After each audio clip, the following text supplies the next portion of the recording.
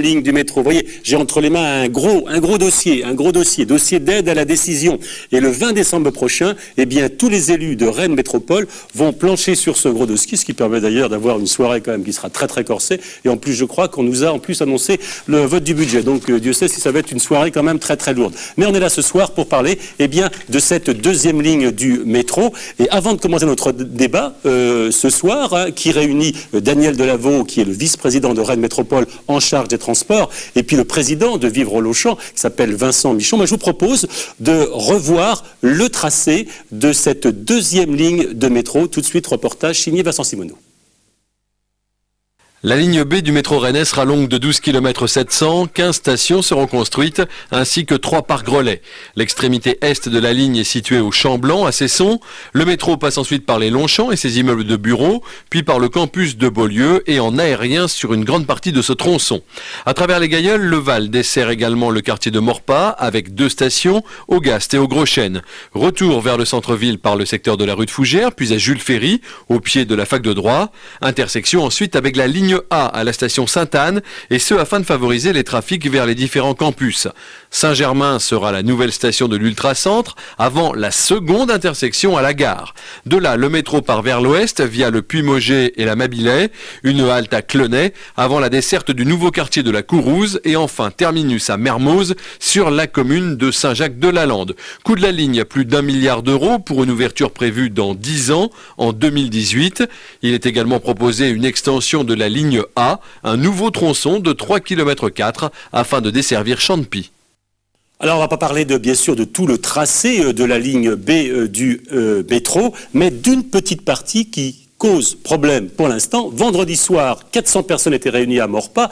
Une grosse délégation du quartier de Longchamp était présent et il y a eu une discussion parfois vive avec Daniel Delaveau qui est sur le plateau de TVRN 35 ce soir. Bonsoir Daniel Delaveau. Bonsoir. Merci de refaire un peu le match hein, auquel on assistait vendredi soir, très rapidement. C'est pas un match, c'est normal d'expliquer et de causer. De causer avec Vincent Michon, le président, je vais dire du Val, presque. Hein. Bonsoir. Bonsoir. Val qui veut dire Val qui signifie vivre au Longchamp et qui signifie bien ce qu'on cherche à faire, c'est-à-dire à donner du goût, de la solidarité entre les habitants, et on n'y arrive pas si mal finalement. Alors, dites-moi Vincent Michon, pour être clair, le Val au Longchamp, vous êtes pour le métro?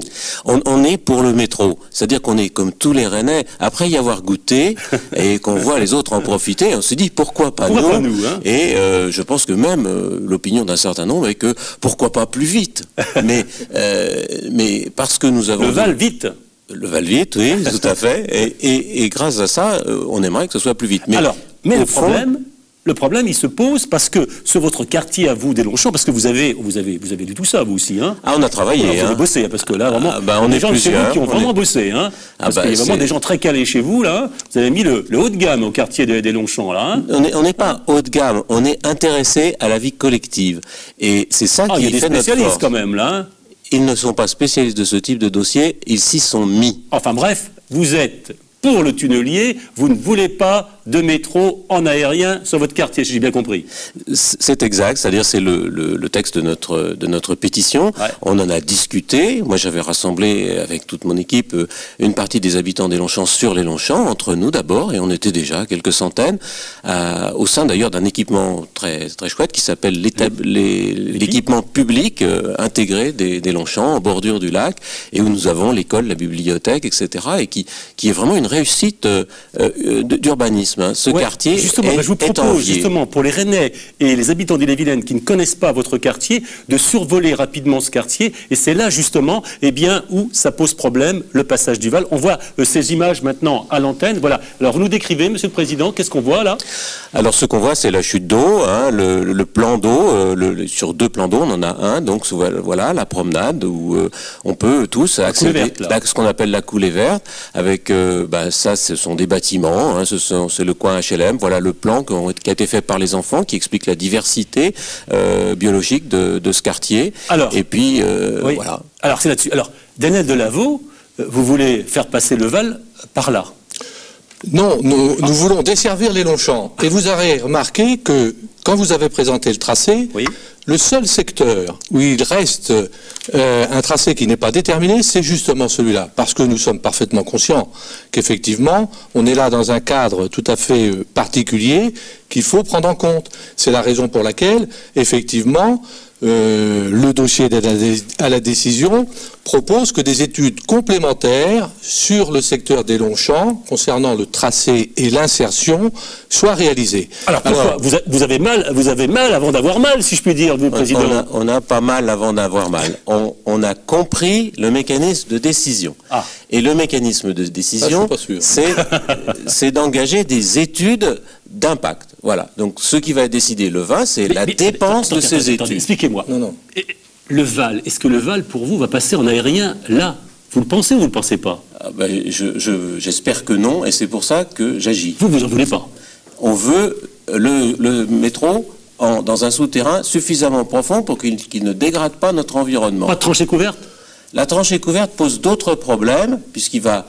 effectivement, c'est plus joli, mais ça va détruire ce que nous, on appelle notre environnement bocager, puisque les urbanistes qui ont conçu ce quartier, dont certains sont encore d'ailleurs la municipalité de Rennes, eh bien, ils l'ont fait avec l'idée qu'il fallait conserver une partie du patrimoine végétal, des formes du terrain, etc. Donc, alors, oui, Daniel Lavaux. Non, mais je partage totalement cette préoccupation, bien évidemment.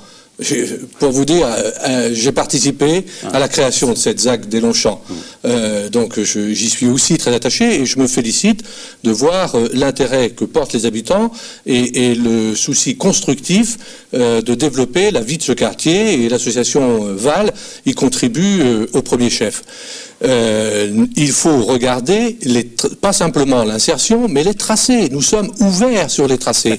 Je crois qu'il y a eu une confusion. Le 21 décembre, c'est pas les travaux qui démarrent. Le 20 décembre, on passe de la faisabilité, des études de faisabilité aux études opérationnelles. Mais il s'agit encore d'études.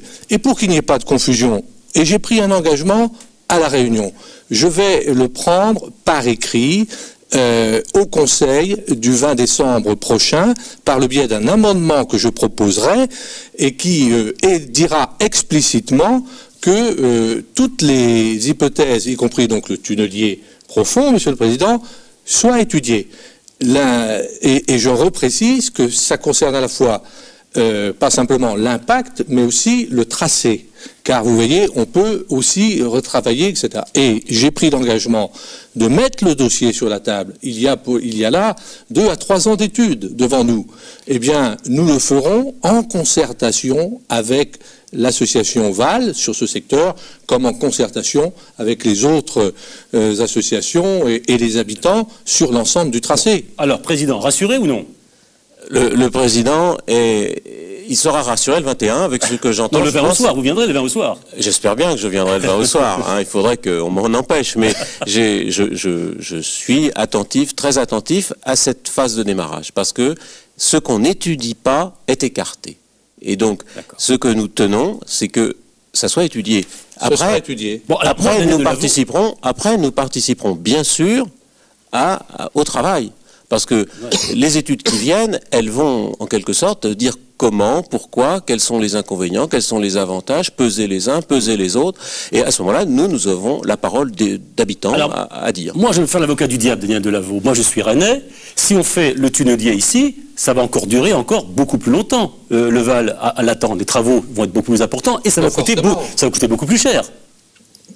Que le tunnelier coûte plus cher, c'est évident. Et donc, il faudra, quand je dis on mettra tout sur la table, on mettra les éléments d'insertion, de tracé, de coût, et on mettra, il faudra bien sûr avoir une vision globale. Oui, parce que les mêmes qui réclament le tunnelier seront les mêmes qui vont les râler après parce que ça coûte trop cher.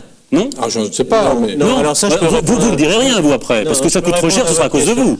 Non, mais ce sera à cause de vous, ça coûte trop cher. Je peux répondre à cette question. Je demande à ce que les habitants des Longchamps soient traités de la même manière que les autres. Parce que tout le reste de la ligne, quasiment, c'est-à-dire à part la partie Beaulieu, et Longchamp seront traités en tunnelier. Tout le reste, après, ça sort à la Courrouze, effectivement. Hein, mais donc c'est 80% en tunnelier. Je demande que, puisque après tout, les habitants des Longchamp paieront comme les autres leur part et leur écho, et c'est normal à la construction de ce métro, eh bien, ils demandent à payer la même chose et avoir le même résultat. Ça, j'ai compris. Alors, Daniel Delaveau, qu'est-ce qui va rester en aérien? Parce que moi, je veux dire, je fréquente le métro très régulièrement, et je peux vous dire, moi, en tant que usager ou client, comme on dit maintenant du métro, moi, je préfère l'avoir en aérien. Mais enfin, ça, c'est mon goût personnel. Mais alors, il sera où en aérien? Écoutez, on verra. On ne peut pas préjuger du résultat des études avant de les avoir faites. D'accord. Mais vous allez céder à tout le monde, finalement. Tout le monde non. Nous allons faire... Je me suis engagé à faire les études et à mettre tous les éléments sur la table. Ce dossier d'aide à la décision, il est complet. Il est très fouillé et on donne tous les éléments, y compris les éléments financiers. Et donc, après, eh bien, il y aura des choix, des arbitrages peut-être à faire. Vous savez qu'on n'exclut pas la possibilité de phasage, y compris. Donc, il y aura l'ensemble de l'équation technique et financière à prendre en considération. D'accord. Donc, alors, concrètement, on revient, votre engagement, vous le répétez clairement aux habitants de Longchamp qui nous regardent et aussi à tous les Rennais, parce que c'est l'argent aussi de tout le monde aussi, hein, il faut y penser. Mais c'est le service de tous les Rennais. Moi, je suis habitant des Longchamp, mais je suis habitant de Rennes. D'accord. De Rennes Métropole, même. Non, j'habite à Rennes, les Longchamp sont à Rennes. Il faut être solidaire aussi avec la métropole. Je suis conscient, par ailleurs, que l'organisation en métropole pose quelquefois aussi des problèmes de dialogue avec nos élus, puisque les élus de Rennes Métropole, comme chacun sait, ne sont pas élus, mais ils sont délégués par les municipalités. Ils sont élus au deuxième degré. Ce sont des élus. Mais donc, ils ne rendent pas compte immédiatement et directement devant les gens. Daniel Delaveau, rassurez encore les Longchamp. Je l'ai dit l'autre soir en réunion publique, je le redis ce soir, je dis que je déposerai un amendement pour qu'il n'y ait aucune ambiguïté là-dessus, et effectivement, je suis convaincu que nous travaillerons ensemble, et je crois à la transparence. Et je pense que mon action et ma vie politique montrent que quand je prends des engagements, quand je dis je mets les choses sur la table, eh bien... Et nous le faisons. C'est pas toujours facile. Il y a des dossiers difficiles. Bien sûr, il y a toujours des dossiers où comment on arbitre entre l'intérêt supérieur général de la ville et de l'agglomération avec la prise en compte de contraintes particulières, de préoccupations qui sont légitimes. Je ne mets pas en cause la légitimité des réactions et des préoccupations des habitants des Longchamp, bien sûr. Pas plus que ceux de Maurepas ou ceux de Clenay. Qui seront également entendus. Bien sûr. Merci messieurs, c'est l'heure. Merci, Président. Merci. Eh bien, merci. Et puis on se retrouve le 20 décembre, bien sûr, bien évidemment. Vous restez là.